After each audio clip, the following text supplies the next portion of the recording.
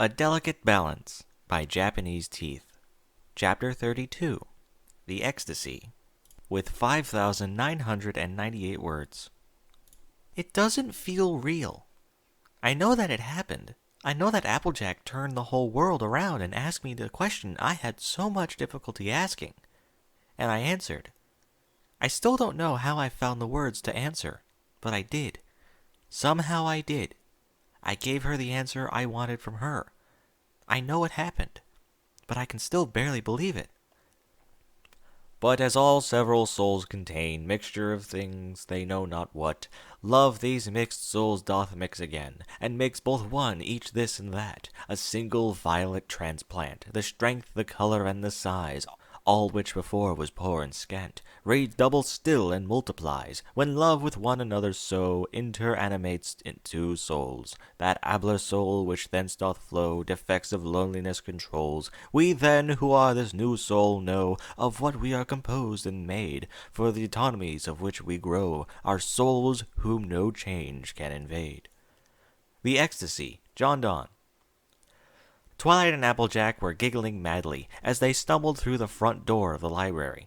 Between the excited energy and the sugar rush from the gigantic ice cream sundae they had shared, they had barely made it to the sofa before collapsing onto it. At the lull in their laughter, they heard a sudden rustle from upstairs. The bedroom door popped open, and Spike scurried out. Twilight! He scampered down the stairs, coming dangerously close to tripping over his own feet. How did it... He paused as he saw Twilight and Applejack nuzzling. I guess that means things went well, huh? It went wonderful, Spike. That's great. Congratulations. He reached the bottom of the stairs and for the first time noticed the ring on Twilight's horn. Wait a second. Where did that come from? Oh, that little thing? Applejack chuckled. I gave her that. Well, it's really nice, Spike said. Then the realization struck. Wait, you mean that she... Yeah, Applejack beat me to the punch, Twilight said, a smile on her face. Not that I mind, obviously. So what happened? Spike asked excitedly. Did she surprise you at the restaurant? Was the ring inside a piece of cake? No, she might have swallowed it if that happened. No, nothing like that. Twilight paused. You know what? We're going to be telling the story a lot in the next few days, aren't we? Most likely, Applejack answered. There's my family, all our friends, Bonbon and Lyra, Cheerilee, the cakes, lots of towns ponies. Twilight thought for a minute. You know what? How about we wait? First thing tomorrow, we can invite every pony over here and tell them all at once. Making it a party, huh? Applejack smiled and kissed Twilight. Works for me. Gives us a bit of more time to ourselves, right? That too, Twilight winked. You should probably get back to bed, Spike. It's past your bedtime. We'll have plenty of time to talk about everything tomorrow. Yeah, it'll probably be a long day, too. Once Pinky starts the party, it's never going to end. I'll probably have to deliver invitations to everybody. He yawned and started up the stairs. And really, the last thing I want to do is listen to you two being all lovey-dovey. I'll congratulate you for real tomorrow. Good night. Oh, it certainly is, Twilight said. Good night, Spike. And then we realized that when I hugged her, it was more of a tackle, really, Applejack added. A tackle hug? Pinky gasped and hopped up and down on the couch. Brilliant! Hush, dear. Rarity grabbed Pinky and sat her down. You'll make the couch sag. So when I hugged her, I realized that I had knocked the ring out of her hooves. You mean you couldn't even magic grab it first? Rainbow Dash asked. Oh, please, Dash. Rarity shook her head. I'm quite sure that she had other things on her mind than a ring. She turned back to Twilight and Applejack, a dead serious look on her face. You did find it, didn't you? Applejack rolled her eyes. Nope, we went out and bought another one that she's wearing now. Of course we found it. It was still in the box and all. Not exactly a needle in a haystack. She thought for a moment. Don't know what a needle would be ever doing in a haystack anyway. But yeah, we found it right away. Well, I for one think you made a wonderful choice, Rarity said as she examined the ring. This jewel is exquisite. Applejack shrugged. I just imagined Twilight wearing it, and that's the one I thought looked best. The necklace Twilight picked for you is really pretty too, Fluttershy added. Yeah, it looks just like an apple, Granny Smith said. Funny how that worked out. What with her being named Applejack and living on an apple orchard. Granny, I think Twilight did that on purpose, Big Macintosh said. Huh? Granny rubbed at her ear. What do dolphins have to do with anything? Rainbow Dash shook her head. Yeah, the jewelry is nice and all. When are you two actually going to get hitched? We haven't even been engaged for a day, Rainbow Dash. Applejack rolled her eyes. You really think we'd have all that figured out already? We're still just letting the facts sink in, Twilight said. So obviously we haven't set a date yet. We're still trying to figure out who to tell next. We've got plenty of time to figure out all the specifics. Right now we're just enjoying it. Don't worry, as soon as we start thinking about that, we'll be sure to let you know. So what are you doing now, then? Rainbow Dash asked impatiently. You gotta have something planned. Well, once we're done here, we'll probably start spreading the word to everybody else, Twilight said. Then after that, I'll start sending out announcements. I have to write to tell my family about it. And Princess Celestia and Princess Luna, of course. Applejack chuckled. I never thought I'd be sending a marriage announcement to a princess. That's actually 2 princesses, Fluttershy said. 3 if you count Cadance. And a prince if you count Shining Armor. And I gotta go and let every pony in my family know. Start with Apple Bloom, of course. Rarity gasped. You haven't told your sister yet? Why not? She's supposed to be having a study session with Scootaloo and your sister this morning to get their math grades up, and I don't want to distract her. They got a test coming up. Besides, it's kind of a big change, and I just want to talk to her about it. And give her some of the cake. Pinkie pointed to an enormous 3-tiered congratulations cake that sat on the library table. Pinkie had taken the liberty of dramatizing the proposal in icing form. Unfortunately, her initial depiction of the scene was less than accurate, and she had spent most of this story with a palette of frosting making corrections. Because there's a lot of it, and Mr. Cake says I'm not allowed to eat the extra.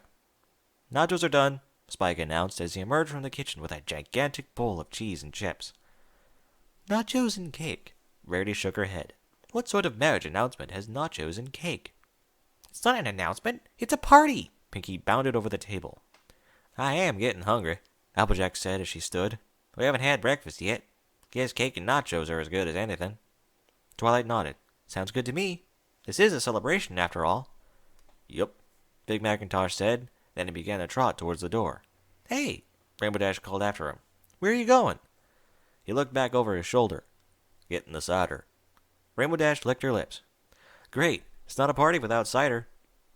The next day, Twilight found herself at her desk.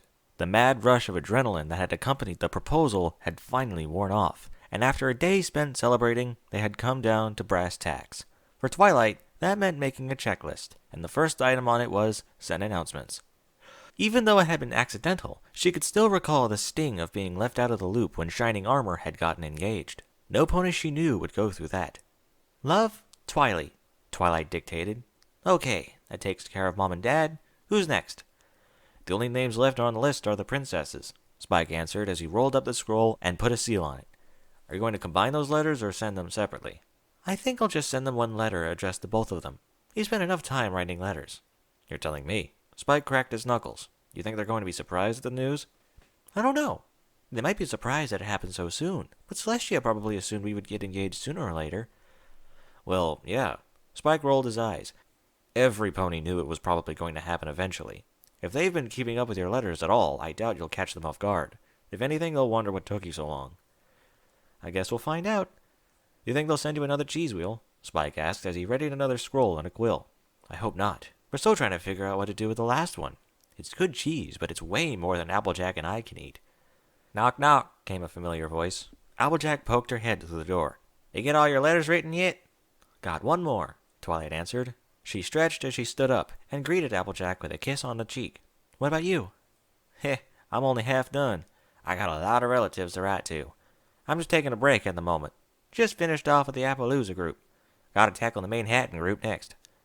Have you talked to Apple Bloom yet? Applejack shook her head. No, that's actually why I came by now. I want you to be there when I tell her. It just feels like something we should do together, you know? Twilight nodded. Of course. You did say it like I was becoming part of the family, right? Exactly. I think it'll help it sink in a bit more if it's both of us rather than just me. Besides, I could use the moral support. Why? Twilight asked. You think she won't take it well? Applejack shrugged. I got no idea. That's the problem. She might be real happy. She might freak out because she thinks you're stealing me or something. She glanced at the clock. She's going to be coming home in half an hour or so. It shouldn't take me that long to finish. Why don't you grab a bite to eat while I get this letter done, and then we'll head back to your place. Sounds good, Applejack said as she headed back to the kitchen. I was so busy with all the letters that all I had for lunch was an apple muffin. Well, I've got plenty of cake and nachos left over from this morning, Twilight said. And I think I have some casserole in the fridge. Feel free to grab anything you want. Don't take any of the stuff with my name on it, though. Spike added. I mean, I'd love to share, but I don't think you'd want any of it. You might break your teeth. Gotcha. See you in a few, Twilight. She disappeared into the kitchen. So, you gotta talk to Applebloom, huh? Spike asked. Any idea what you're gonna say? Nope, but I'm gonna let Applejack take the lead anyway. If I have anything to add, I'm sure I'll think of it. Now, let's get this letter started. I wouldn't want to make Applejack wait. She cleared her throat. Dear Princess Celestia and Princess Luna. How you feeling, Twilight? Applejack asked as they trotted towards Sweet Apple Acres. You aren't nervous about talking to my sister, are you? Actually, I'm feeling pretty good, Twilight answered. Honestly, I was more nervous about writing to my parents. There was just so much that I wanted to say to them. Oh, and I invited them to come to visit. That's okay, isn't it? That's fine. After all the help you gave Applebloom, it wouldn't be fair not to spend a bit of time with your family. Besides, I'm sort of marrying into your family, so I ought to get to know them better anyway. She thought for a moment. Come to think of it, your sister-in-law is the princess. It's almost like I'm marrying into royalty. Twilight chuckled. I wouldn't go that far. Just because my family is from Canterlot doesn't make us royalty. I know, but still, I'm just a farmer. She shook her head. It still boggles me that Princess Celestia is going to get an announcement about me. Yes, you're just a farmer, Twilight said with a grin. A farmer who's helped save the world how many times now? Okay, I get the point. I still think it's a bit crazy, but I guess I shouldn't be surprised. You think Applebloom is going to be surprised? Twilight asked. I have no clue. She might be totally dumbfounded, but then again, she might just shrug and wonder why we made such a big deal out of it. Are you worried about what you're going to say? A little bit, I guess, Applejack shrugged. But we're close enough that I have a pretty good idea of how to do this. As soon as I decided to propose to you, it wasn't very long before I started thinking about how I'd give her the news. Well, you're about to find out how it goes. Twilight nodded towards the CMC clubhouse. The three fillies were lined up on the porch, attempting to construct something. It involved a copious number of 2x4s and lots of rope. Hey, Applejack, Twilight, Sweetie Belle waved. How do you like our new rope swing? Oh, is that what that is? Applejack asked, trying to figure out what part of the contraption one was meant to swing on. I thought you had a test coming up. It's for math, Scootaloo said, gesturing at the swing. You know, like momentum and stuff. Right. Applejack just shook her head. They'd been cramming all day. They needed a break. I told you to let me draw up some plans first, Applebloom grumbled. You guys tried to install the thing upside down. Why'd you say so before? Scootaloo responded. It would have saved us hours. I hate to interrupt, Applejack said, but I gotta talk to Applebloom about something back at the house. It won't take long. Okay, be right there. Applebloom turned to her friends. I'll be right back. You two can start unhooking that thing so we can put it back on right. So, what does he want to talk to me about? Applebloom said. There was a hint of suspicion in her voice. When Applejack went and sat her down on the sofa to talk, it usually meant that either something big was going on, or she was in trouble. As Applebloom couldn't think of anything she had done in the past week or so that would result in punishment, it was probably the first one. And since it wasn't just Applejack who sat next to her, she could hazard a guess at what they wanted to talk about. Applejack cleared her throat. Well, Twilight and I have been going out for quite a while now. Yeah, I know that already. Let me finish. We've been going out for a while now, so it's only natural that things change between us a bit. I don't want to beat around the bush here, so I'm just going to come right out and say it. She grinned widely. We're getting married. Applebloom stared at her sister, then blinked. Married? Yep, I popped the question to her last night. Twilight nodded and slipped the ring onto her horn. Applebloom could only stare. Then she grinned. That's great! She jumped off the couch and started hopping around the living room in small circles. It's like I'm getting another sister. This is amazing! I'm glad you feel that way, Applejack said, trying not to let her sigh of relief be too audible. I gotta go tell everypony, Applebloom gasped as she made for the door. Wait just a second. Applejack grabbed her sister's tail and pulled her back. Let me finish. I'm real glad that you're happy for us, but I just want to make sure you understand what's going on. Things are going to change a bit. Huh? Applebloom's ears drooped a little. Twilight and I are going to be spending even more time together as we get ready for the wedding and such. And as unfortunate as it is, it means I may not be able to spend as much time with you as I have been. Don't get me wrong. I'll always be your sister, and I'll always be there when you need me. But it's not going to be like it used to. I still love you, and I still want to spend as much time with you as I can, but, well, Twilight's going to be my wife. She's going to be a part of the family, and that means, well, horse apples. I thought I could figure out a way to say it. So you're... Applebloom's lip quivered. I mean, I know she's your very special sun pony and all, but does that mean you're really gonna leave? Leaving? Who said anything about leaving? Applejack shook her head. It's not like I'll be leaving town or anything. I'm just saying that Twilight and I share something that we don't share with any pony else. And even though you're my sister, that includes you. Not because I don't love you anymore or anything, but I'm not sure how to say it. I guess when you get a bit older and start getting feelings for other ponies, you'll know what I mean. It's just that... She sighed. Twilight, could you help me out? Applebloom, Twilight said softly, I just want you to know that I'm not trying to steal your sister from you or anything like that. But I do love her, and we're going to start a new life together. You'll still be part of both our lives, but it might not be quite the same part that you are now. You'll always be her sister, and my sister-in-law too, I guess. But that means things between you might change a bit. Yeah, that's what I was trying to say, Applejack said with a nod. Things are changing, Applebloom. Thing is, you're changing too. She gave Applebloom a playful nudge. I know you'll be able to handle me not hovering over your shoulder all the time, right? Of course, Applebloom nodded. I've always been able to handle that, she added under her breath. Good. If I'm not around to keep an eye on you, that means you gotta be responsible for yourself, okay? But if you ever got anything you want to talk about, you know that you can always come find me. I'm always gonna be your sister, and nothing is ever gonna change that. She patted Applebloom on the back. Now get back out there before Sweetie Belle and Scootaloo bust a hole in your clubhouse or something. Sure thing. She hopped off the couch and made for the door. Halfway out, she stopped. Oh, congratulations. Can't forget that. Bye. Applejack finally relaxed as she watched her go. Whew, that went all right, I guess. I kind of lost track of what I was saying there. I think she understood, Twilight said. Although I just realized something. What? Are you free this afternoon? I can make time, Applejack said. Why? I need to talk to Spike. And you should be there too. Of course I can do that. Let's get going. Spike yawned and stretched as he woke up from his nap. The house was still quiet. Applejack and Twilight must not have returned yet. He rolled out of bed. It was the first time since last night that he had a moment to himself. He knew it wouldn't last long, and he wanted to make the most of it. 5 minutes later, he was in the kitchen, making himself a lunch out of waffles, ice cream, eggs, garlic, chili sauce, and powdered rubies.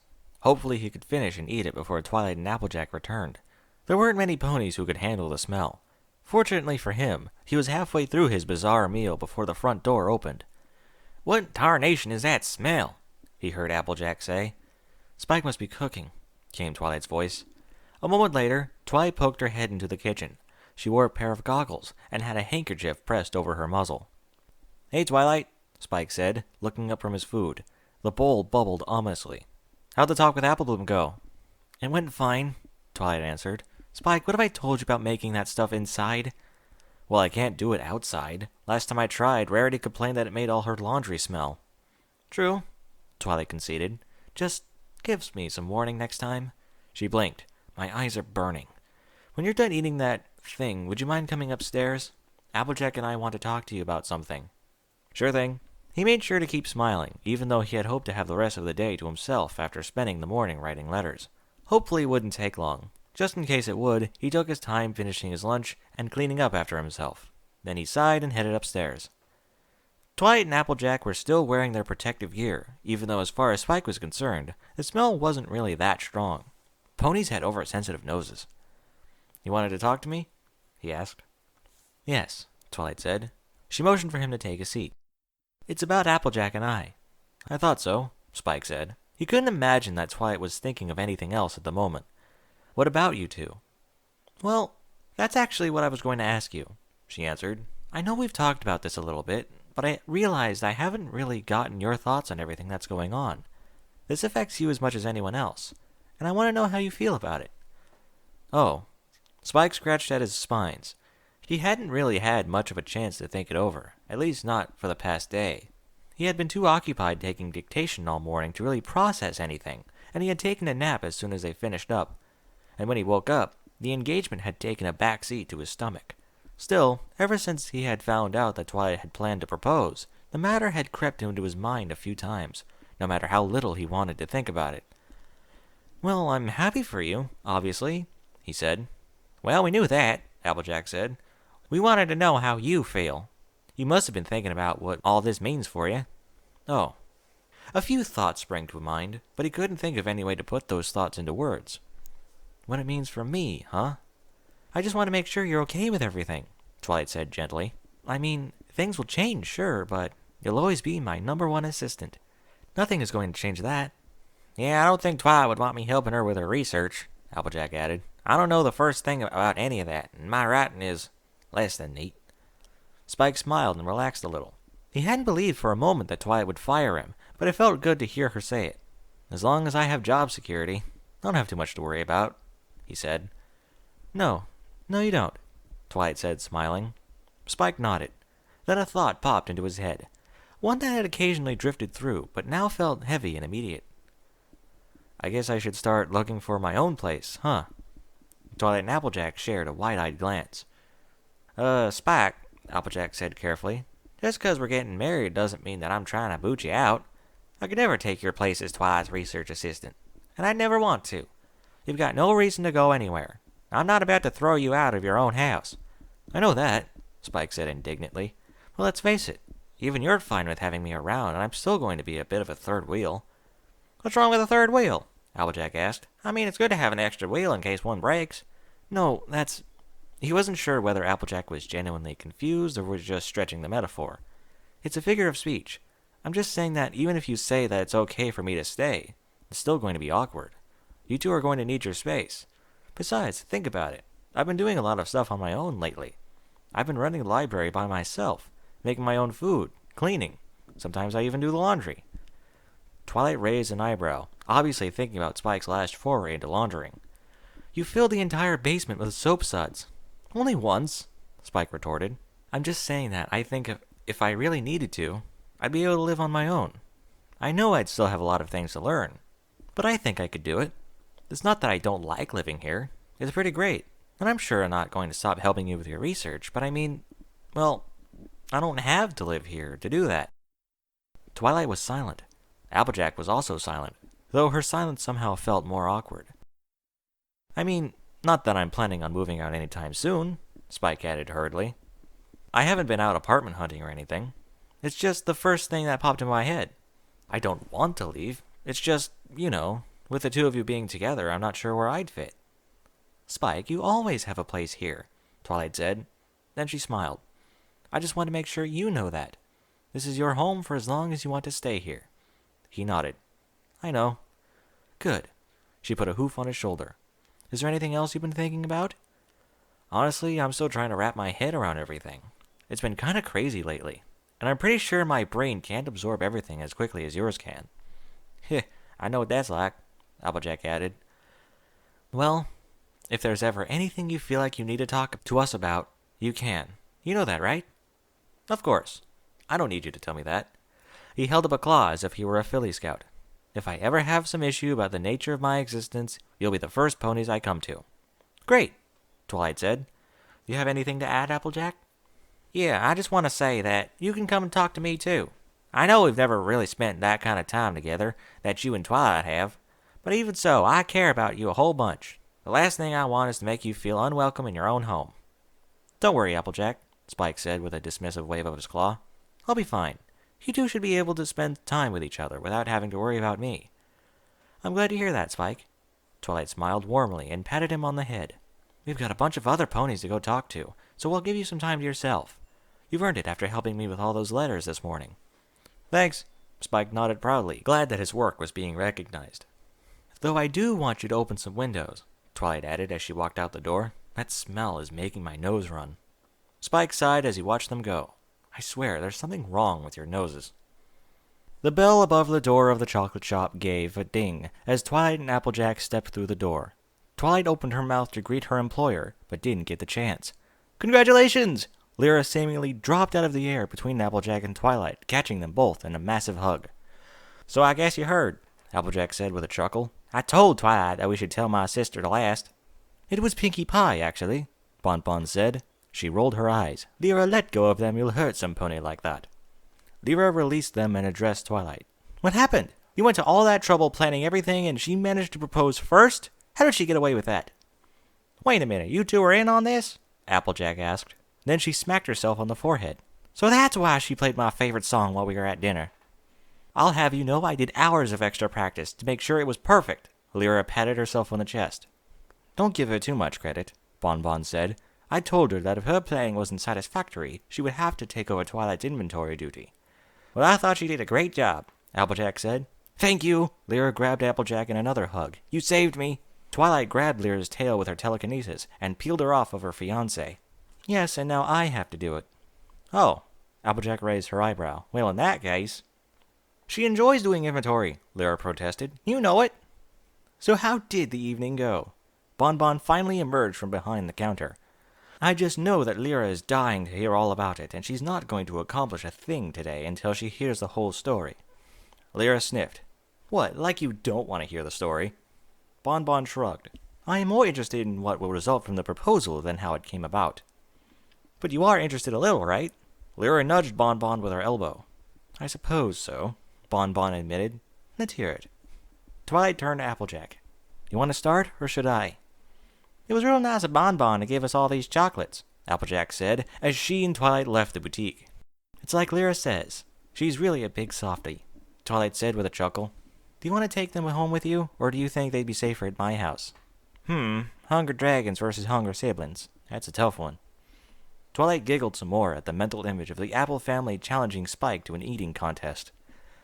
I don't know. You've seen how much Spike can put away. You know, Applejack said, if you'd moved to Sweet Apple Acres, you wouldn't have to worry about it.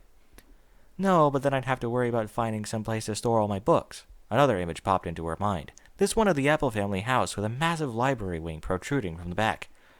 Or maybe you could move into the library. We've got plenty of space. Ha! Find a spell that'll turn into a giant apple tree and get back to me, Applejack said, laughing. Wonder what it'll be like living inside of an apple tree. Probably the same as living inside any other tree. Only it would probably smell nicer, Twilight shrugged. As long as Spike doesn't kill it with the smell of his chili sauce.